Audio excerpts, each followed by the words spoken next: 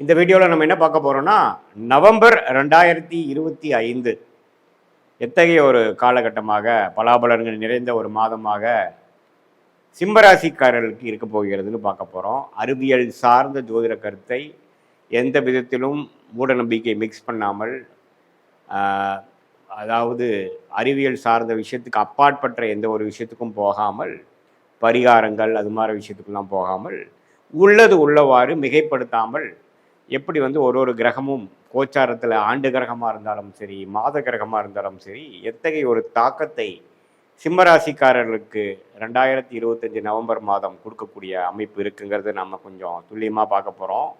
இப்போ பாருங்கள், சிம்மராசிக்காரர்களுக்கு ஆண்டு கிரகம் என்று சொல்லப்படுகிற சனி அஷ்டம சனியாக நீடித்து இருக்கிறார். கடந்த 5 மாதமாக அஷ்டம சனியால் பாதிக்கப்பட்ட சிம்மராசிக்காரர்களுக்கு நவம்பர் மாதமும் அதே கண்டினியூ ஆகுது.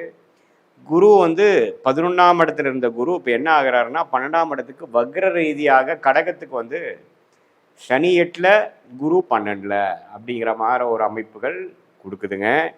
அதே சமயத்தில் 7ஆம் இடத்தில் ராகுவும் ராசிக்குள்ள கேதுவும். ஸோ கண்டிப்பாக சிம்மராசிக்காரர்கள் எல்லா விஷயத்துலையும் கவனமாக இருக்கக்கூடிய அமைப்புகள், நட்பு, உறவு, பங்குதாரர்கள், கம்பெனி விஷயங்கள், வியாபாரம், உடம்பு உபாதைகள், செலவுகள், குடுக்கல் வாங்கல், இது எல்லாத்துலேயுமே கொஞ்சம் கேர்ஃபுல்லாக இருக்கக்கூடிய அமைப்பு தான் ஆண்டு கிரகமாகிய குரு, சனி, ராகு, கேதுகள் கொடுக்குறார்கள். மாத கிரகம் எப்படி இருக்குன்னு பார்க்கும் பொழுது ராசி அதிபதியாகிய சூரியனே பார்த்தீங்கன்னா 3ஆம் இடத்துல நீச்சமாக இருக்கார். ஸோ மாதத்தின் முதல் 2 வாரம் நீச்சமாக இருந்து மாதத்துக்கு அப்புறம் 2 வாரத்துக்கு அப்புறம் தான் பார்த்தீங்கன்னா விருச்சிகத்துக்குள்ளே போய் குரு பார்வை பெறுகிறார். ஸோ முதல் 2 வீக்ஸ் சிம்மராசிக்காரர்கள் நம்ம கேர்ஃபுல்லாக இருக்கணும். ராசி அதிபதியும் பலவீனமாக இருக்கிறார், மற்ற கிரகங்களும் சுமாரான அமைப்பில் தான் இருக்கிறதுங்கிறது நம்ம தெரிஞ்சுக்கணும். வண்டி வாகனத்தில் ட்ராவல் பண்ணும்பொழுது கேர்ஃபுல்லாக இருக்கணும். நைட் நேரம் ட்ராவல் பண்ணும்பொழுது, இரவு நேரம் ட்ராவல் பண்ணும்பொழுது, பயணிக்கும் போது சற்று கவனம் தேவை. அது முடிஞ்ச வரைக்கும் அதை அவாய்ட் பண்ணிக்கிறது நல்லது. அதே சமயத்தில் உங்களுடைய உடைமைகள், ஃபோனு, பர்ஸு, அது மாதிரி சில விஷயங்கள்லாம் கரெக்டாக வச்சுருக்கிறோமா, எங்கே வைக்கிறோமோ அங்கே வச்சுருக்கோமா, திடீர்னு மறந்து ஞாபக மறதியில் மிஸ் பண்ணுறது, அப்புறம் அது கடைசி கிடைக்க முடியாமல் போகிறதுங்கிற மாதிரி சில துரதிருஷ்ட விஷயங்கள் நடக்கக்கூடிய அமைப்புகள் இருப்பதனால உங்களுக்கு தசாபுக்திகளும் கொஞ்சம் சிறப்பில்லாத தசாபுக்திகள் போச்சுன்னா இன்னுமே கொஞ்சம் சிரமங்கள் வரக்கூடிய அமைப்புகள் இருக்கிறதுனால கவனம் தேவை அப்படிங்கிறது நீங்கள் தெரிஞ்சுக்கணும். நவம்பர் 15, 16க்கு அப்புறம் சூரியன் விருச்சிகத்துக்கு போய் உச்சகுருவின் பார்வை வரும் பொழுது பிரச்சனை இல்லை, கொஞ்சம் எல்லாமே சால்வ் ஆகிடும். கொஞ்சம் மனசில் ஒரு தைரியம், ஒரு தெளிவு, நம்ம என்ன பண்ணுறோங்கிறதுல ஒரு கிளாரிட்டி, அது மாதிரி விஷயங்கள்லாம் கொடுக்குதுங்க. மாணவர்களும் பார்த்தீங்கன்னா சிம்மராசிக்காரக மாணவர்கள் இது மாதிரி காம்படிட்டிவ் எக்ஸாம்ஸ் கிளியர் பண்ணுற இருக்கக்கூடியவங்க, கவர்மெண்ட் எக்ஸாம்ஸ் பார்க்குறவங்க எல்லாமே பார்த்தீங்கன்னா மாதத்தின் 3rd வீக் 4th வீக்கில் செகண்ட் ஹாஃப் நல்லா இருக்கு. சூரியன் குருவின் பார்வை பெறுகிறார். புதன் குருவின் பார்வை பெறுவது நல்லா படிக்கக்கூடிய விஷயத்தில் தேர்ச்சி பெறக்கூடிய அமைப்பு, புரிதல், கான்ஃபிடன்ஸ் கிடைக்கக்கூடிய அமைப்புகள் நல்லா இருக்குது.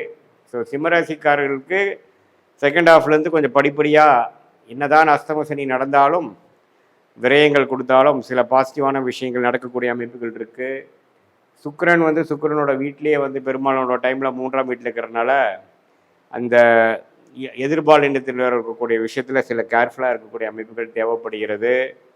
அதே சமயத்தில் உங்களுக்கு ராஜயோகாதிபதி ஆகிய செவ்வாய் 4ஆம் இடத்துல உச்சம் பெறுகிறார். ஸோ வீடு, இடம் சார்ந்த விஷயங்கள் நன்மையாக நடக்கக்கூடிய அமைப்பு. ஒரு இடம் வாங்குறது, ஒரு பூமி வாங்குறது, நம்ம நாளாக இன்வெஸ்ட் பண்ணிட்டு இருந்தவங்களுக்கு ஒரு சொத்து அமையிறது, அதெல்லாம் அருமையான ஒரு வாய்ப்புகளை கொடுக்கக்கூடிய ஒரு மாதமாக 2025 நவம்பர் மாதம் சிம்மராசிக்காரர்களுக்கு இந்த அஸ்தமசனியின் நடுவில் பாலைவனத்தில் ரோஜாபுரம் வர ஓரளவுக்கு நல்ல விஷயங்கள் நடக்கக்கூடிய அமைப்புகள், குறிப்பாக செகண்ட் வீக் அப்புறம் வரக்கூடிய அமைப்புகள் பரிபூர்ணமாக உண்டு.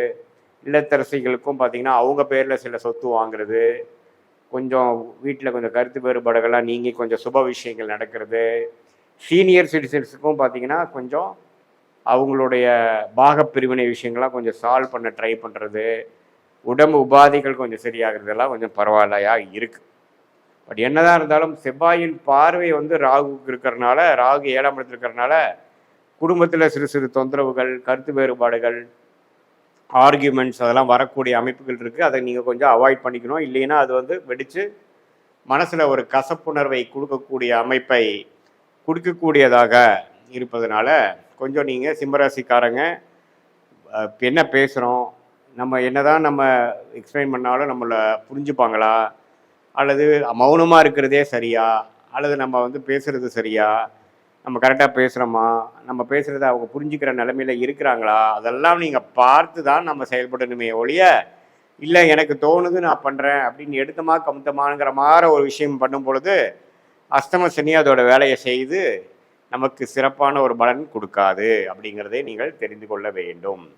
ஸோ சிம்மராசிக்காரர்களுக்கு கொஞ்சம் சொத்து, வீடு, இடம் அது மாதிரி விஷயங்கள் பாசிட்டிவாக நடக்கக்கூடிய அமைப்புகளும், மாணவர்கள் காம்படிட்டிவ் எக்ஸாம்ஸ் கிளியர் பண்ண ட்ரை பண்ணுறவங்களுக்கெல்லாம் கொஞ்சம் பாசிட்டிவான அமைப்புகள் கொடுக்குறதும், அதே சமயத்தில் கவர்மெண்ட் விஷயங்களில் வந்து கொஞ்சம் பாசிட்டிவாக வர்றதும், அதே சமயத்தில் சுப விஷயங்கள் நடக்கிறது, அது மாதிரி விஷயங்கள் நடக்கிறது, நல்ல அமைப்புகள் இருந்தாலும் நான் முதலே சொன்ன மாதிரி புதிய ஒரு விஷயத்தில் இறங்கும் பொழுது இந்த டைமில் நம்ம பண்ணணுமாங்கிறத பார்க்கணும். அதே சமயத்தில் உங்களுடைய உடைமைகளை கவனமாக வைத்து கொள்ள வேண்டும். சில விஷயங்களை நீங்கள் இறங்கி பண்ணும் பொழுது துல்லியமான அமைப்பை நம்ம செக் பண்ணி தான் நம்ம வந்து ஒரு ரெஜிஸ்ட்ரேஷனோ ஒரு இதில் கமிட் ஆகுறதோ, இமெயில் ஒரு முக்கியமான இமெயில் பண்ணுறதோ இதெல்லாமே கொஞ்சம் கேர்ஃபுல்லாக நம்ம பண்ணணும். இல்லைன்னா மிஸ்கம்யூனிகேஷன் ஆகக்கூடிய அமைப்புகள், தேவையில்லாமல் நம்ம வந்து ஒரு தவறான ஒரு பேர் வாங்கக்கூடிய அமைப்புகள்லாம் கொடுத்துருவார் அப்படிங்கிறத நீங்கள் கவனத்தில் கொள்ள வேண்டும். ஸோ இப்படி தான் வந்து இருக்குது. மாதத்தின் செகண்ட் ஹாஃப்லேருந்து கொஞ்சம் நல்ல அமைப்புகளை கொடுக்கக்கூடிய அமைப்பு எல்லா வயதினருக்கும் இந்த அஸ்தம சனிலையும் சில பாசிட்டிவான சில விஷயங்கள் நடக்குது ஐயா அப்படிங்கிற அளவுக்கு ஒரு காலகட்டங்கள் இருக்குது. அதுக்கு ராஜயோகாதிபதி வந்து ஆட்சி பெற்று குருவின் பார்வை பெறுவது, புதனும் குருவின் பார்வை பெறுவது, ராசி அதிபதியாகிய சூரியனும் குருவின் பார்வை பெறுவது இருக்குது. பட் என்னதான் ஒரு பக்கம் சில வருமானங்கள் இருந்தாலும் 12ஆம் இடத்துக்கு உச்ச குரு வந்தனால விரயங்கள் இருக்கும். அது சுப விரயங்களாக பண்ணிக்கிறது நல்லது. இப்போ எப்படி இருந்தாலும் விரயங்கள் பணம் கையில் தங்காதுங்கிறது தெரியுது. அதை வந்து கொஞ்சம் சுப விரயமாக ஏதோ ஒரு சொத்து வாங்குறதுக்கு அது மாதிரி ஒரு விஷயத்துக்காக நம்ம பண்ண மாதிரி இருப்பது கொஞ்சம் ஒரு நல்ல அமைப்புங்கிறத நீங்கள் தெரிஞ்சுக்கணும்.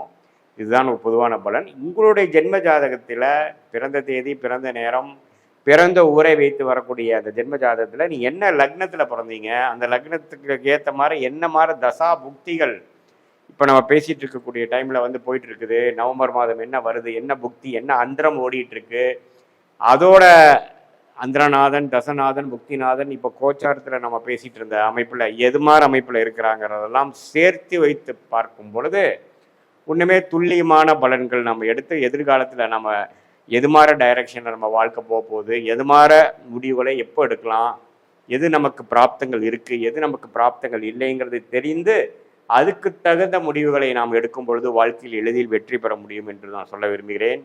மீண்டும் மற்றொரு காணொலியில் சந்திப்போம். நன்றி, வணக்கம்.